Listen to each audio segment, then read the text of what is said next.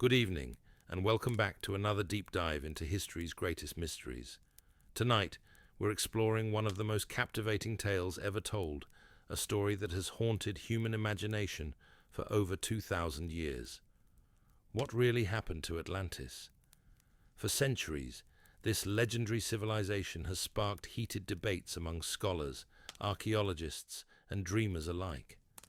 Was it a real place that vanished beneath the waves, or simply an elaborate fiction created to teach us about the dangers of unchecked power? Tonight, we'll uncover the truth behind this enduring mystery, tracing its origins from ancient Egyptian temples to Plato's philosophical dialogues, and examining the evidence that might finally answer the question that has puzzled humanity for millennia. So, settle in, grab your favorite drink, and prepare for a journey that will take us from the marble halls of ancient Athens to the depths of the Mediterranean Sea. Whether you're here to learn something new or simply enjoy a good story, I promise you'll walk away with a completely different understanding of one of history's most famous lost civilizations. The story begins not where most people think it does, but in the dusty archives of ancient Egypt, where priests kept meticulous records of events that stretched back thousands of years. It was here, in the temple city of Sais, that a remarkable conversation took place around 600 BCE between an Egyptian priest and a visiting Greek statesman named Solon. Solon wasn't just any ordinary visitor. He was one of Athens' most respected lawmakers, a man who had helped establish the foundations of what would become democracy. He had traveled to Egypt, seeking wisdom from a civilization that was already ancient when Greece was still finding its voice. The Egyptian priests, keepers of knowledge that spanned millennia, received him with the courtesy due to a fellow seeker of truth. But what the old priest told Solon that day would echo through history in ways neither man could have imagined. With a mixture of condescension and genuine affection, the priest delivered what must have been a humbling lesson to the proud Greek. "You Greeks," he said, "are always children.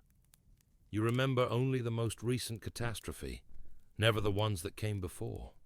The priest went on to explain that while the Greeks thought their civilization was ancient, the Egyptians had been recording history when Greek cities were nothing more than collections of mud huts.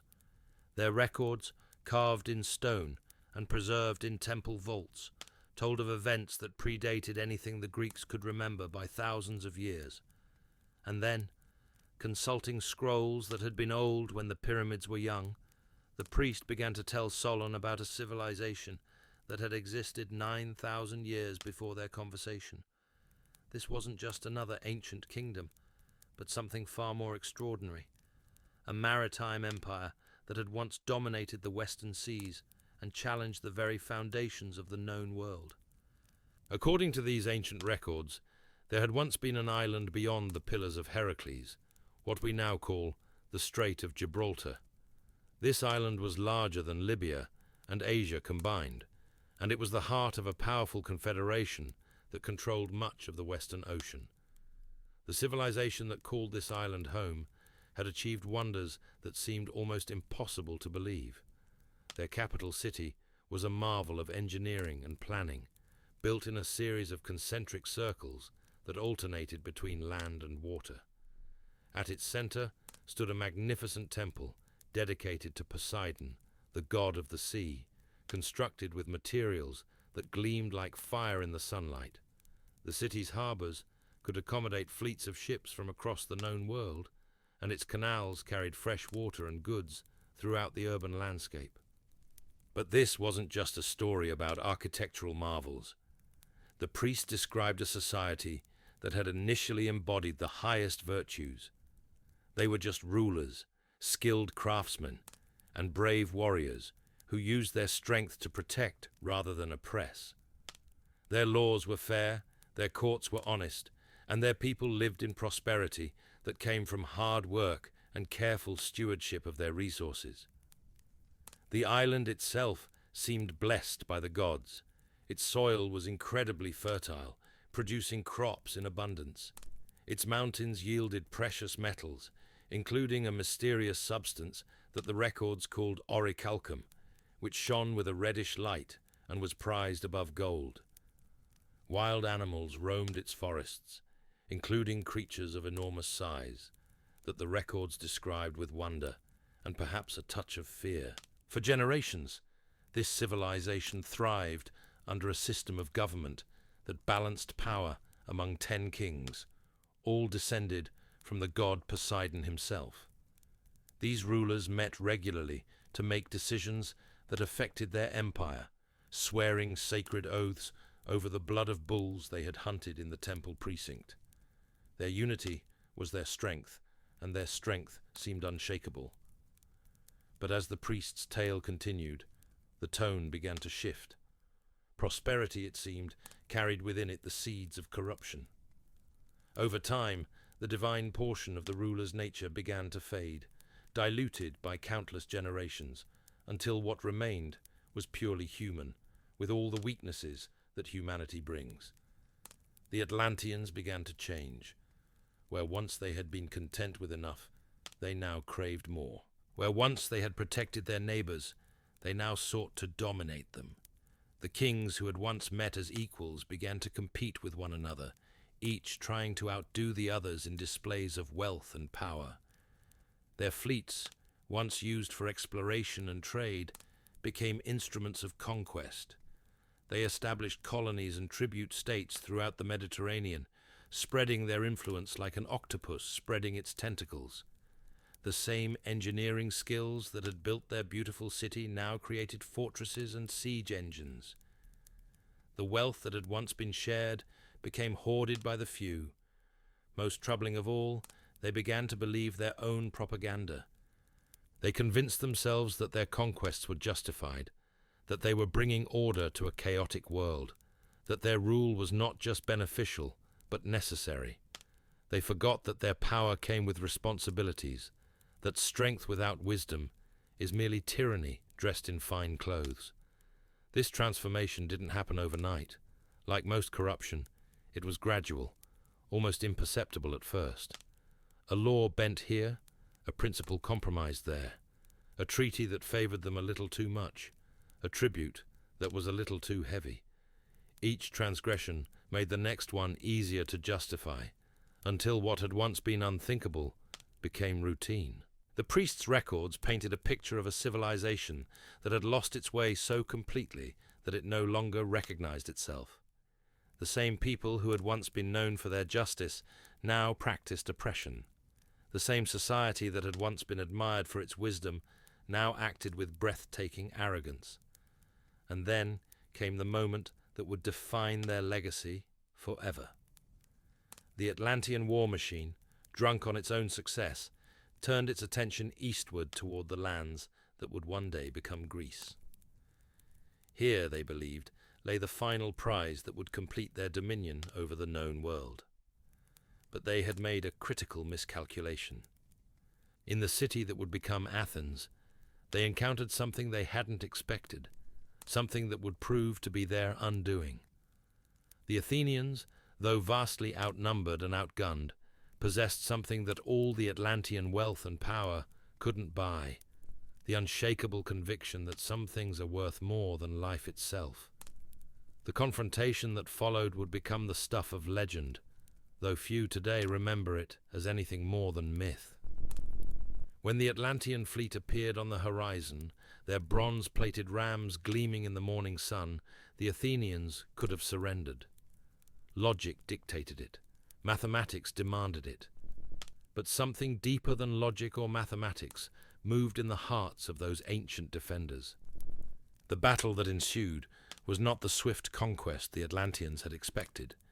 Instead, it became a grinding test of wills that would reveal the true character of both civilizations. The Atlanteans fought with the precision of a well-oiled machine, their formations perfect, their equipment superior, their tactics refined by countless victories. But the Athenians fought with something else entirely, something that couldn't be measured in bronze or counted in ships. They fought for an idea that was still taking shape in the world, the radical notion that people could govern themselves, that power should flow upward from the governed rather than downward from the rulers. It was a concept so new, so fragile, that it barely had words to describe itself. Yet it proved stronger than all the accumulated might of the Atlantean Empire. The war dragged on longer than anyone had anticipated. Seasons turned to years, and years accumulated like sediment in a harbor. The Atlanteans found themselves fighting not just Athens, but an idea that seemed to spread wherever their opponents went. Other Greek cities, seeing that the great empire could be resisted, began to throw off their own shackles and join the fight. What had started as a simple conquest became a nightmare of logistics and morale for the Atlanteans. Their supply lines stretched across an increasingly hostile sea. Their garrisons in conquered territories found themselves surrounded by populations that had once been merely sullen, but were now openly rebellious. The empire that had seemed so solid began to show cracks, but perhaps the most telling sign of their decline was what was happening back home on the island itself. The prolonged war had drained the treasury, forcing the kings to impose ever heavier taxes on their own people. The young men who should have been learning trades and raising families were instead dying on foreign shores. The careful balance of power that had kept the 10 kingdoms in harmony began to wobble as each ruler blamed the others for the mounting disasters. The sacred rituals that had once bound the kings together became hollow ceremonies. The bulls they hunted in the temple precinct were no longer wild beasts that tested their courage, but tame animals driven into the sacred space for the sake of convenience. The oaths they swore over the blood began to sound like empty words, spoken by men who no longer believed in anything beyond their own immediate advantage. Even the island itself seemed to reflect the moral decay of its inhabitants. The springs that had once run pure began to taste strange. Fish appeared in the harbors with lesions that no one could explain. The earth trembled with increasing frequency, small warnings that went unheeded by rulers, too busy with their quarrels to pay attention to the world beneath their feet. It was during this time of internal decay and external pressure that the first real tremors began.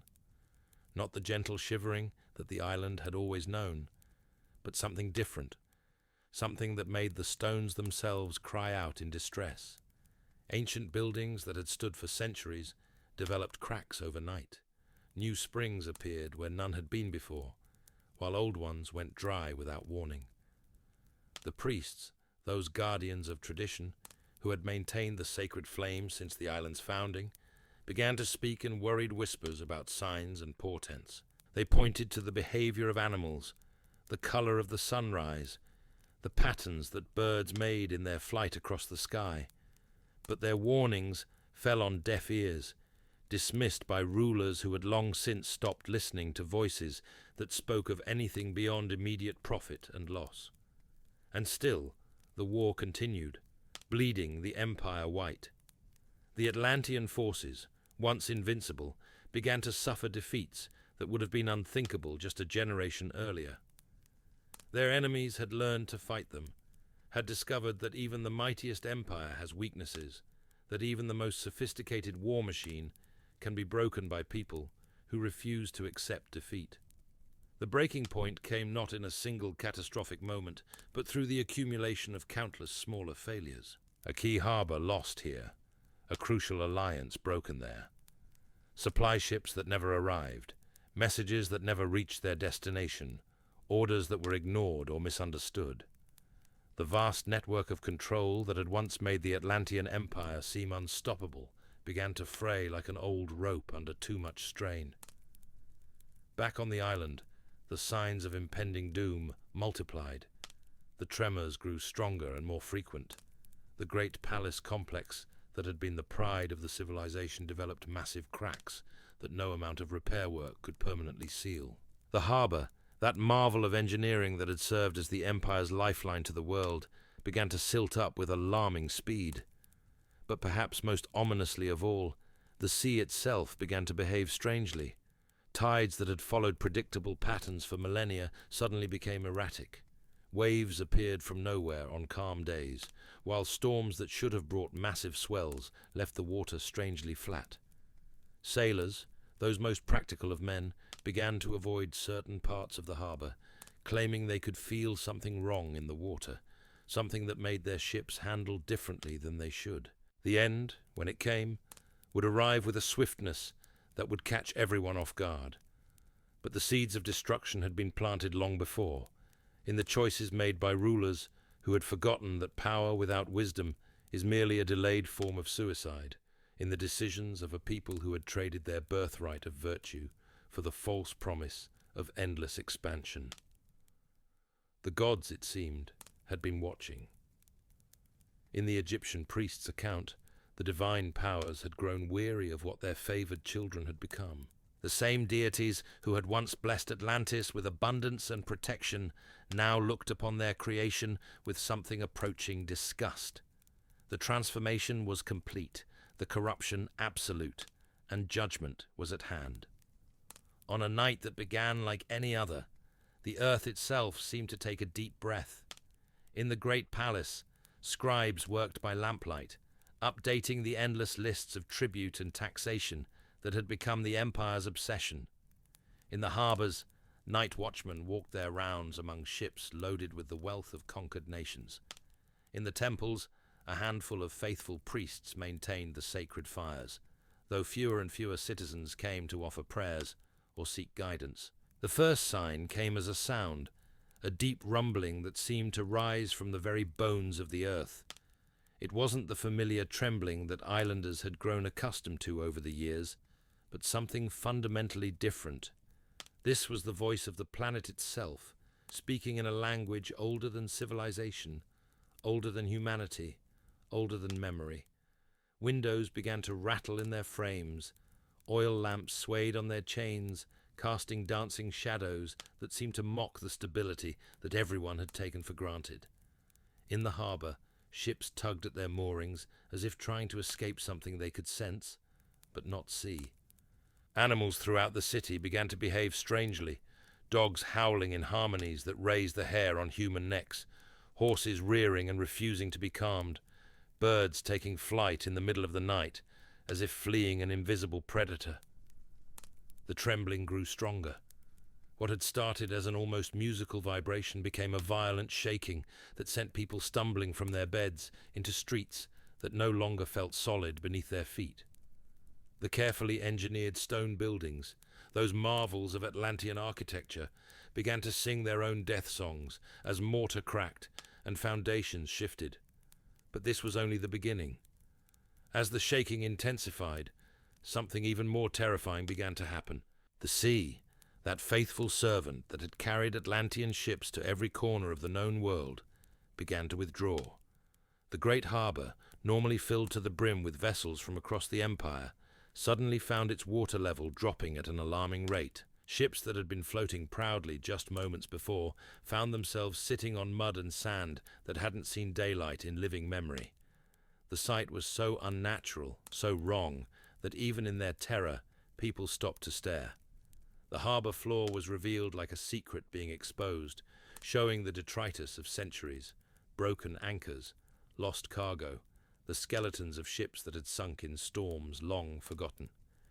Fish flopped desperately in the shrinking pools, while crabs scuttled frantically across the exposed seabed, seeking water that was no longer there. For a few moments, there was an eerie calm. The shaking stopped. The terrible groaning of stressed stone fell silent. In that unnatural quiet, some people dared to hope that the worst had passed, that whatever force had been testing their city had decided to show mercy.